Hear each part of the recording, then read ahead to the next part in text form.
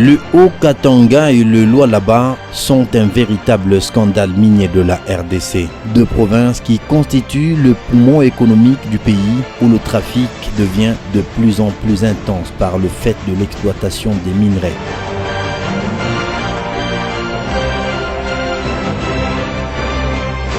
Les entrées, tout comme les sorties des matières premières, tout passe par la nationale numéro 39. Une route d'une importance très capitale. À cela s'ajoute le flux du transport interentité des personnes et des marchandises entre Lubumbashi et Kolwezi sur une route qui semble trop étroite. Pour résoudre le problème et fluidifier les échanges commerciaux, la Sopeco, à travers son partenaire Crecset, dans un contrat qui le lie avec le gouvernement de la République, a résolu d'élargir la route des deux nouvelles bandes à partir de Lubumbashi jusqu'à Kolwezi. Chose faite, et même en pleine exécution, réalisée grâce à une partie des recettes de péage.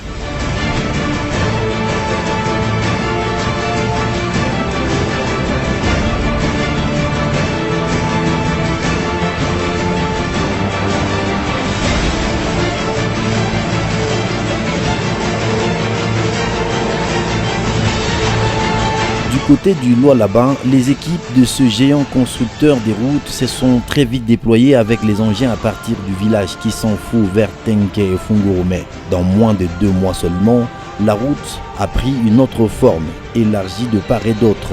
Un gigantesque chantier dont les travaux évoluent à une vitesse de croisière. Sans répit et sans repos, les Chinois travaillent sur le respect du délai et pour livrer l'ouvrage le plus tôt possible aux usagers.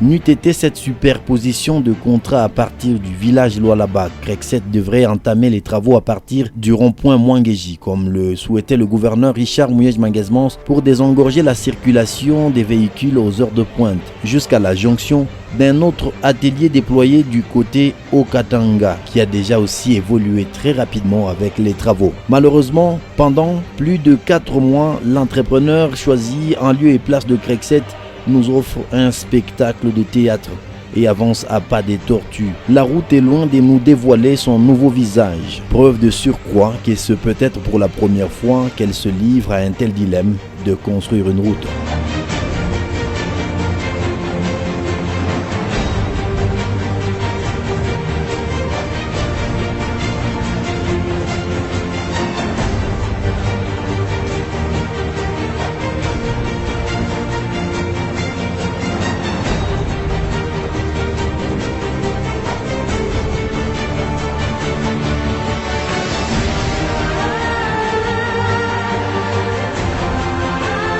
Pendant ces temps, la population a le stylo rouge en main et cote la qualité des travaux.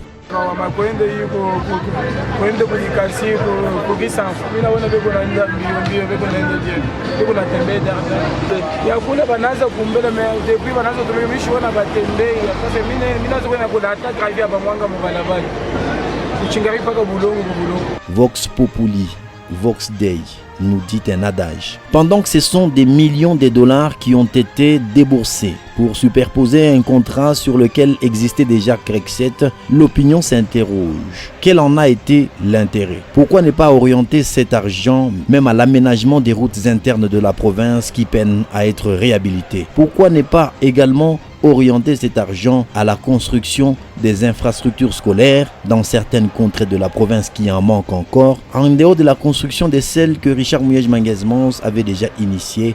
Cette autoroute-là, moi je l'ai négocié, l'élargissement de la route. Je l'ai négocié parce que l'élargissement de cette route-là est retenu dans le programme Sopeco.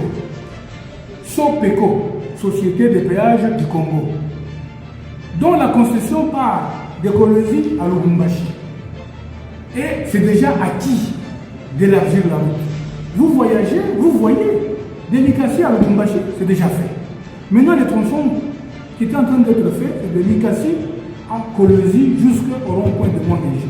Et moi, j'ai négocié pour que sur les tronçons Likassi-Kolwezi, au lieu de commencer par Likassi, qu'on commence à Kolwezi. Donc, vous pouvez aller sur cette route, vous verrez des marques sur les maisons à démolir pour que le travail se fasse correctement. Mais pendant qu'on négociait ça,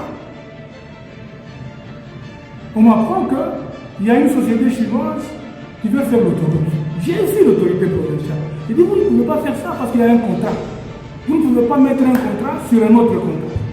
Il faut négocier avec Kinshasa, qu'on puisse voir dans quelle mesure on peut vous laisser cette tronçon-là. Vous comprenez? Parce qu'il y a l'argent. Je lui dis, il y a l'argent pour cette route-là, pour ce travail-là. Donc si vous le faites avec l'argent de la province, c'est-à-dire que vous donnez l'argent à Sopeco. Parce que l'argent qu'il devait dépenser, il ne va plus le dépenser. Donc c'est de l'argent que vous donnez à Sopeco. Nous sommes, nous, très coincés avec le projet. On a besoin de cet argent, on peut faire des routes plus utiles, qui peut nous rapporter plus sur le plan social, sur le plan économique que ça. Alors on s'est séparés sur cette discussion-là, jusqu'à ce qu'on m'a suspendu. Donc pour moi, pour donner un avis, cette autoroute-là, de combien de kilomètres, moi je ne sais pas. On a parlé de 60 km, et maintenant, quand j'ai appelé les amis de Sopeco, ils m'ont dit non, nous avons trouvé un compromis. Lui, il va commencer, donc la province commence à Lualaba, au pont, jusqu'à Kolwezi, une trentaine de kilomètres, autoroute de 30 km. C'est de la cosmétique, en un mot, c'est de la cosmétique, puis penta.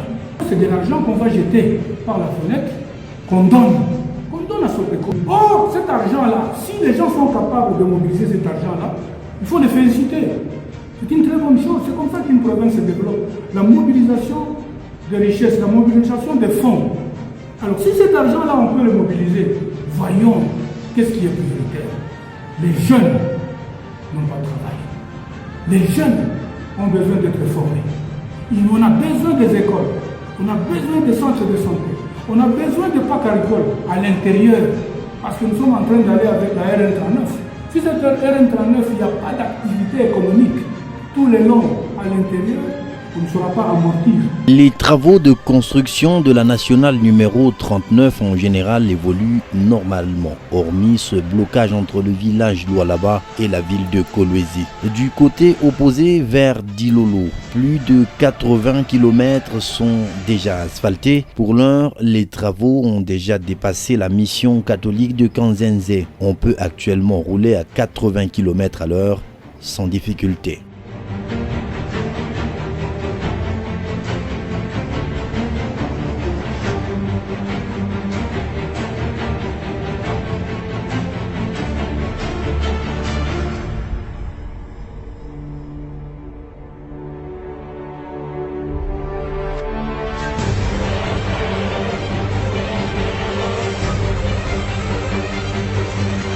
L'ouvrage réalisé par Crexet est un gigantesque chantier, une route d'une solidité incroyable.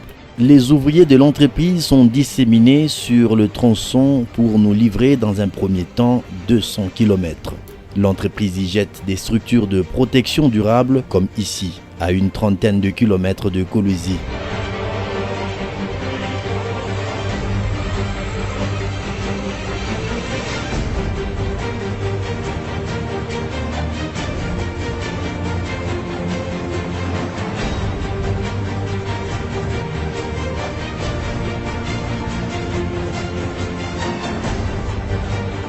Dans ce nouveau mandat, le gouverneur Richard Mouyej Manguez-Mons avait parmi ses soucis majeurs la réhabilitation de la route nationale numéro 39 Kolwezi-Dilolo, d'où l'intensification de son plaidoyer auprès du gouvernement de la République pour que cet ouvrage soit livré au trafic dans un bref délai et faciliter les échanges commerciaux entre la République voisine d'Angola et la République démocratique du Congo par la province du Lualaba.